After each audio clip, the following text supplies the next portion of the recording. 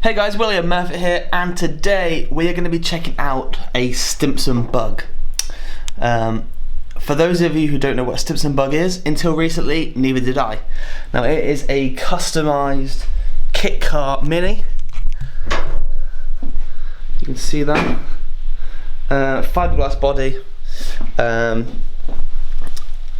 mini engine, and basically it's come to me for clutch adjustment.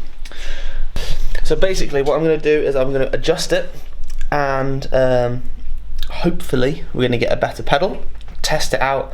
The only issue is, as the guy was driving it to me yesterday, he broke down twice. So the first time he managed to get it back running again, the second time it had to be towed here. So I've had a quick look over it, and I suspect, unfortunately, it could be a head gasket issue. I did a compression test. If you haven't seen the compression test video, it's going to be up here somewhere. And basically, on my Mini, I had 11 bar, 11 bar, 11 bar, and then 0. So I've got an issue in this number 1 piston. On this, on the outer 2 pistons, it had 4 bar, and the 2 inner pistons had 1 bar. So I'm going to check today, take the rocker cover off and check the valve clearance just to make sure that everything's there and correct, and then proceed to take the cylinder head off, check everything out. As I'm going, I'm obviously trying to look for any leaks in oil, water, coolant, and hopefully we can pinpoint this error and get it running again very soon. So yeah, there'll be a few videos on the Stimson bug, and then once it's all done, we're going to do a little bit of a montage, because montages are cool, right? It's quite cool. It's like a beach buggy. Sweet. Right, anyway, I get cracking. Okay, so I've adjusted the valve clearance and re-ran the compression test, and the outside ones have gone to 4.5 bar from 4 bar, and the 2 inside ones are still around 1 bar, so cylinder head's got to come off. So let's get cracking.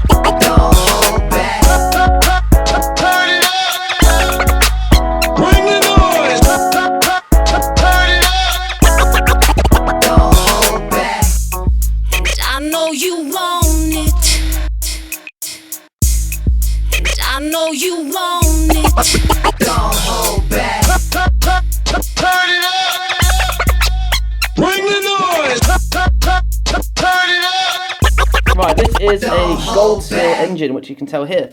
That means it was factory rebuilt by, I believe that would be Austin, Rover, whoever the manufacturer was at the time, maybe even British Leyland. So it's a gold seal engine, means it's a really strong, solid engine, which is good. I have a few issues though. This here, big issue. This here, big issue. The valves look okay. The valves don't seem to have any issues there, so per se really. The issue we have here is these are water channels, which you can tell are a bit crudded over. Okay, so that is the cylinder head. The gasket is actually all right.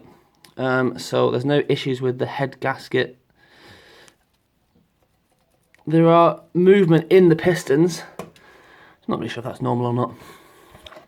But again, water seals, they are absolutely caked. All of them. So, the bores, they look alright. There's no real sort of like pitting or signs of any sort of heat distortion, which is a good sign. Let's see if I can turn that. Of course I can't turn it. Lost that screwdriver. I want that back. So everything's moving freely, which given the lack of water is a surprise, to be honest. The pistons here look fine. There's movement. So it looks like it's full of soil. So I imagine that is corroded water. You can,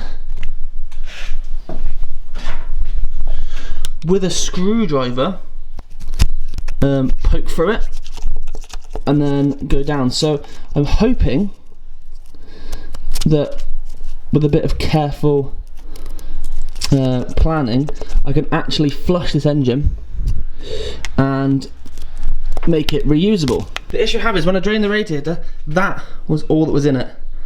The bottom hose is loose down here, and not a single drop has come out of that since. So the engine's been ran for a period of time, unsure how long, without any coolant, which could cause a bit of a problem. Now, I'm not a quitter and I don't like giving up on things, so I really want to get this engine back running. I've sent a couple of messages now to the owner of this car. I'm just waiting back to hear what they say. If they want me to go ahead and start rebuilding it, then I'll give it a go, but I don't know what's going to happen when I come to turn the key once it's all back together. It could be a case of giving the engine a really good flush, fit a new head gasket, fit a new some other little new bits and pieces as well, and the engine will run as it should. There's no real reason why it shouldn't, because it was running previously. The only issue we have is how long it's been running without any coolant in. Looking at the condition of the bores, they all look clean, they all look free, they all look like there's no sort of signs of major wear. What I'm hoping is that the engine got really hot, which is one of the reasons why the car was towed into me. So originally it came in for a clutch adjustment. On the way here it broke down twice. The first time it just conked out. The second time the engine temperature light went right up to the red and he turned the engine off and couldn't get it started again. So I'm hoping that the guy who owns this car, his initiative to stop the engine at the time he did was for the best and hasn't caused any further damage. As I say, the pistons all move up and down fine, everything moves freely, which is always a really good sign, because if you've obviously not got any water and it starts to seize up, that's when we have big issues. But I guess it's a case of now of just wait and see. It's all stripped down, ready to be rebuilt. We either rebuild this or we get a new engine for it. So yeah, that's it for today. Cylinder head removed. I'm just waiting for the instructions. Thanks for watching. I'll see you guys next time.